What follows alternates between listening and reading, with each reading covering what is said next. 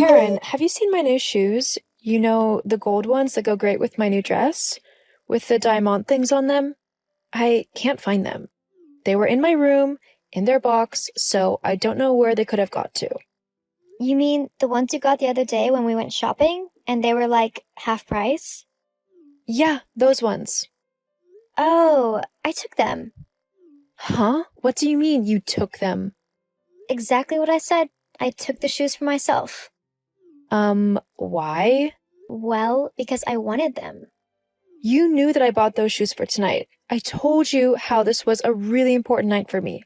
I'm attending a super important dinner at my college with some very esteemed members of very exclusive companies, and I need to look my best.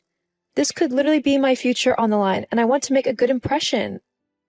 You need to give me back my shoes right now. I mean, why did you even take them? You're not going anywhere to wear them. You didn't even ask me if you could borrow them either. You knew that I liked these shoes. That's why I took them. What? Yeah, when we were shopping, I saw these shoes and I thought that they looked nice. But then you went and bought them and they were the last pair, so I decided that I was going to take them because you took them from me first. You never liked those shoes. When you saw them, you said they looked incredibly gaudy and that you'd not be caught dead wearing them. You only want them now because I like them and bought them for myself. It's so typical of you. You always get jealous over whatever I have and you take it for yourself. Well, I'm not going to let you get away with it this time. I need those shoes to go with my outfit, so you're going to give them back or I'm going to come and get them. I'm not giving them back. You stole them from me first. I might have said that I didn't like them at first, but that was before I got to have a proper look at them. You went and bought them before I could fully make up my mind. So, if anything, you're the selfish one for just taking the shoes that I wanted in the first place. I'm not arguing with you anymore about this, Karen. You have 3 seconds to give me my shoes or I'm coming into your room and grabbing them myself. 1, You're not going to scare me. I'm not giving them back. 2, You're acting like such a spoiled brat. It's pathetic. 3. Don't you dare come in here. I swear I'll tell Mom. I don't care. I'm coming to get my shoes. Alicia, how dare you steal your sister's things? I did not raise you to be like that. Mom, I didn't steal anything. Karen was the one who stole my shoes, which she knew I had bought for my important evening tonight, and she wouldn't give them back. I needed them to go with my outfit. You do remember just how important this night actually is for me, don't you? Hang on. Is tonight the night of that dinner with all of those investors and company owners? Yes. Oh, well, that doesn't mean that you can't share your things, though. You could have worn a different pair of shoes if push came to shove. You didn't need to barge into your sister's room just for a single pair of shoes. Ugh, I can never win with you. You always take her side. It might not matter to you, but I am sick and tired of Karen taking my things whenever she wants, without asking me, even when she knows that I need them. And you never tell her to stop doing it either. If you're not going to tell Karen to stop, then I'll just have to take back everything she stole myself. There's no need to be so dramatic. Look, next time, maybe just ask nicely. I'm sure Karen would give you your things back. She's just going through a rough patch at the moment, so we need to be a bit more understanding for her. Mom, making excuses for her isn't going to help her. Her so-called rough patch is entirely her fault. If she had actually turned up to her job and done it properly, then maybe she wouldn't have been fired. As far as I'm concerned, she hasn't bothered to look for a new one in the last 6 months, so her situation is entirely up to her. And it doesn't give her the right to take my things simply because she can't afford her own. Now, you're just being selfish. Your big sister needs your help, and you're just going to ignore her? When she starts actually taking responsibility for herself, then I'll show some sympathy and help her out. Until then, she's going to have to deal with things on her own. Anyway, I need to go now if I'm going to make it to the dinner on time. I'll be back later. So, I take it your dinner went well the other week? Huh? Oh, yeah, it went amazingly. I met so many people and made so many contacts. I might even be in line for some major funding for my work. Isn't that incredible? Uh-huh, sure. I'm also guessing you've had an increase in money as well? How'd you manage that? Conned some old rich CEO into being your sugar daddy? What on earth are you on about? Well, I just noticed that you seem to have a new car. and it's an incredibly fancy and expensive one at that. There's no way you could afford to buy that on your normal wage. So I'm guessing you've conned some old CEO into buying it for you. I have to admit, that's pretty smart. Shame I didn't think of it first. Oh, you mean the Porsche in the garage? Yeah, obviously. There aren't any other fancy cars around, are there? It's not mine. Yeah, I'm not stupid. I know it's yours. There's no way Mom or Dad could afford something like that. No, honestly, it's not mine. You're a rubbish liar. Anyway, I'm going to take it out for a while. I'm only telling you this because you'll just get Mom to yell at me again if I don't ask your permission to borrow it first. Karen, first of all, you're not insured to drive that car, so you can't take it anywhere.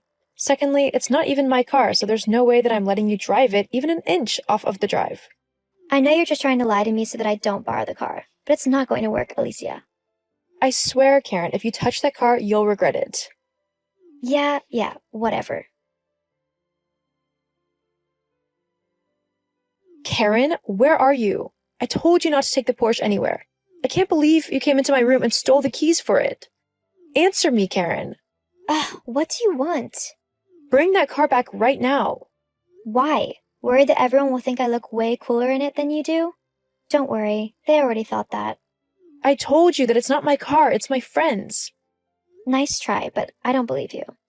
Okay, fine, but don't say I didn't warn you. Warn me about what? No, you didn't want to know when I tried to tell you, so I'm not going to bother now. Have fun driving around looking cool, whilst you can. You're just trying to scare me. Well, it's not going to work. Uh-huh, sure. Whatever. Now leave me alone. I'm driving, don't you know? Oh, and I might have scratched the car a little bit, but you don't mind, right?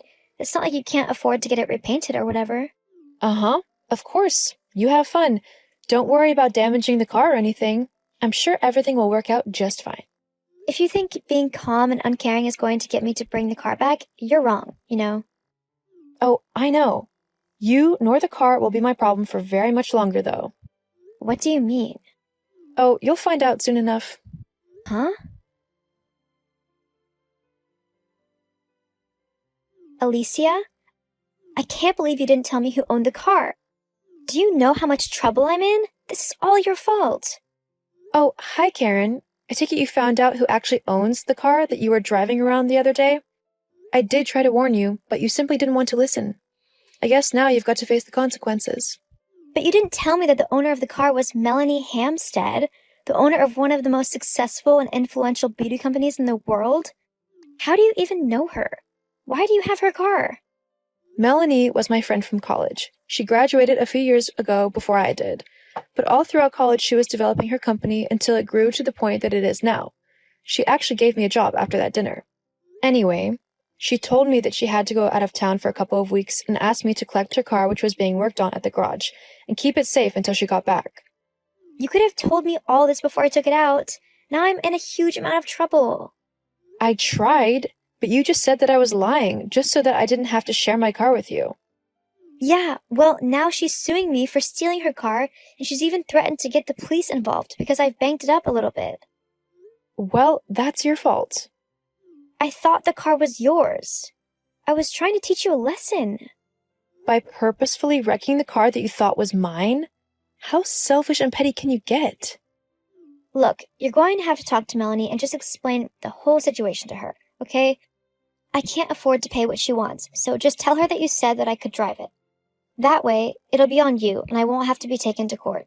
You know, I just can't afford this right now. LOL, that's not happening. How do you think she found out about you driving it to begin with? You mean you told her?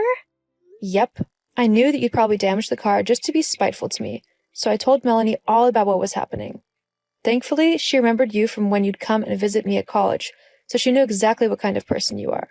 She told me that she sorted it all out and not to worry about the car.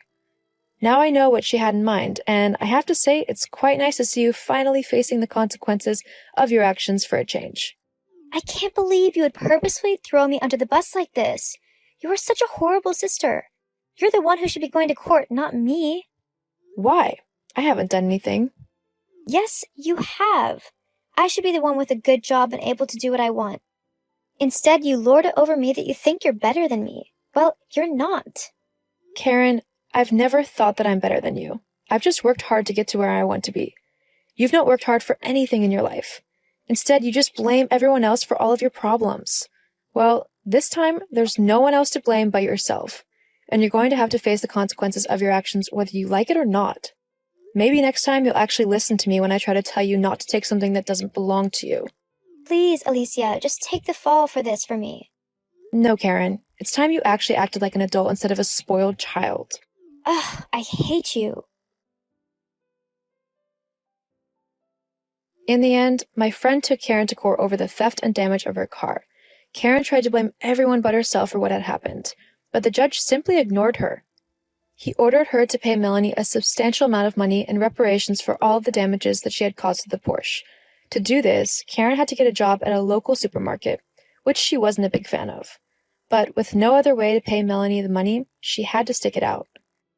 Meanwhile, I went on to work for Melanie and developed a great relationship with her. We're currently working on expanding the company even more, and thankfully, Karen has stopped stealing everything that belongs to me. I think it's safe to say that she's finally learned her lesson.